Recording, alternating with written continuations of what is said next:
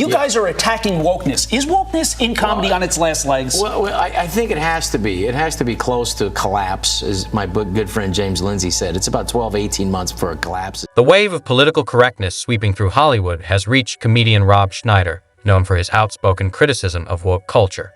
Schneider claims that many comedians share his conservative views, but stay quiet to avoid being canceled. Many of my Hollywood friends lean right, but fear the mob of ideologues that might attack them, Schneider revealed in an interview with Fox News. Complaining. But I do think the left it's coming from a place of, it's an intolerance, but it's dressed up as manners. Rob Schneider's concerns about cancel culture, often dismissed as exaggerated by the left, were proven painfully accurate in an unexpected twist, according to a political report. This time, it wasn't left-leaning activists calling for his silence, but a group of woke Republican senators. That's a scenario no one would have expected to hear about last year during a comedy routine at a prominent Republican networking event. Rob Schneider's found his set abruptly cut short when he was hired to entertain at a Senate Working Group holiday gala. His act, intended to be 30 minutes, was deemed so off-color and offensive by the conservative hosts that it was pulled after just 10 minutes. The incident unfolded at the prestigious Bowl of Astoria, where Rob Schneider was performing for a crowd that included over 40 Senate chiefs of staff. His controversial jokes, which included racy remarks about Asian people and a particular joke about Korean houses, were met with visible disapproval. Senator Cindy Hyde-Smith was among those who found Rob Schneider's routine too vulgar for taste, promptly walking out in dismay. Rob Schneider's recent experience raises significant questions about what is considered offensive in comedy and who holds the authority to decide. Rob Schneider's reflected, "I don't know if I can tell dirty jokes anymore. Maybe I don't want to say those words anymore." This introspection touches on the shifting boundaries of humor, influenced not by comedians and media, but by the audience with the power to pull the plug. Rob Schneider's heritage, his grandmother on his mother's side was Filipina, might have shaked his comedic perspective, yet it didn't shield him from controversy. Despite requests for comments, Rob Schneider's representatives have remained silent, leaving the public to ponder the implications of his set and the reactions it provoked. Surprisingly, Rob Schneider has vehemently denied claims that his performance was cut short. In a statement to TMZ, he accused Politico of spreading false information, asserting that he actually performed a full 50-minute set. "I'm not changing my material or apologizing for my jokes to anybody," Rob Schneider declared firmly to TMZ. Rob Schneider's response to the controversy was direct. "Enough with this woke BS. America's sick of it." He emphasized, "I did 50 minutes because that's what I was paid to do. Nobody removed me from the stage." Rob Schneider's also highlighted his performance fee of $50,000, humorously attributing its 26% devaluation over the last 3 years to President Joe Biden's economic policies. Adding to his defense, Rob Schneider took to the social media platform X on April 15th, coinciding with the release of his Netflix special, Wake Up in America. He provocatively noted, "My Korean joke is now streaming on Netflix and has been for the last 3.5 years.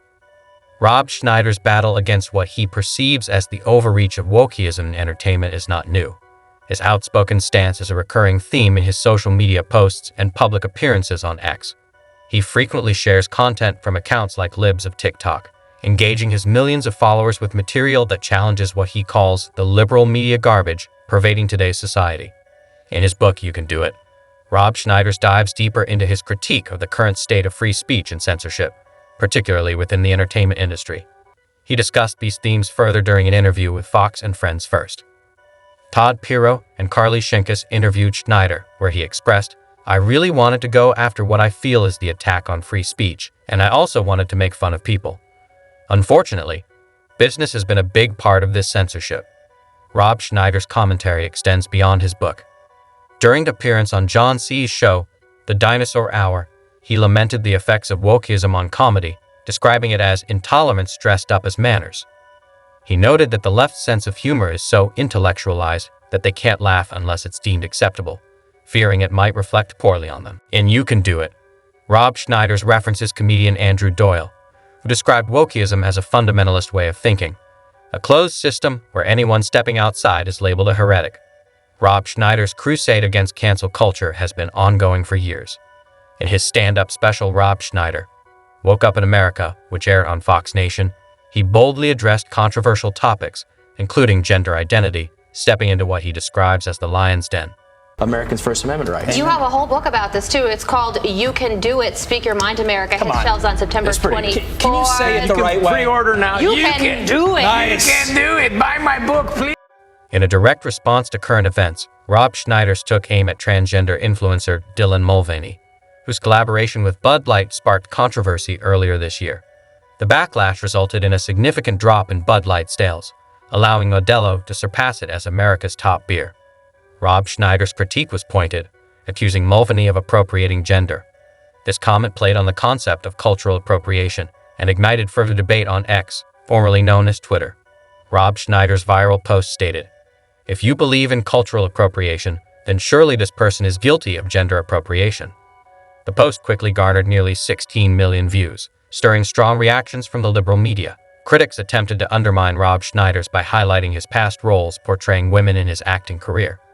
However, Rob Schneider's transformation from comedic actor to outspoken political commentator was highlighted in September during his appearance on Glenn Beck's podcast.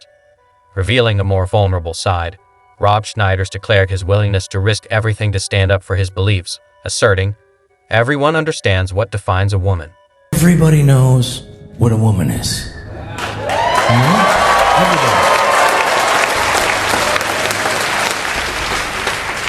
A woman." He then drew a poignant parallel between his opposition to current policies and the sacrifices made by World War II fighter pilots to protect civilization from its darkest threats. This comparison highlighted his unwavering commitment to his beliefs. However, as always, the woke left found fault with even this analogy. Rob Schneider's declaration that he's willing to risk his career, akin to someone saying they don't mind gaining weight, has resonated through these incidents. Schneider has become emblematic of a larger narrative unfolding across America, where celebrities transition into roles as political firebrands, leveraging their platforms to influence public discourse on critical issues. His actions and statements continue to ignite passionate debate, drawing both staunch support and vehement criticism, underscoring the deeply divided nature of the nation's political and social landscape. Share your thoughts on this topic in the comments below, and remember to subscribe to our channel for more insider buzz.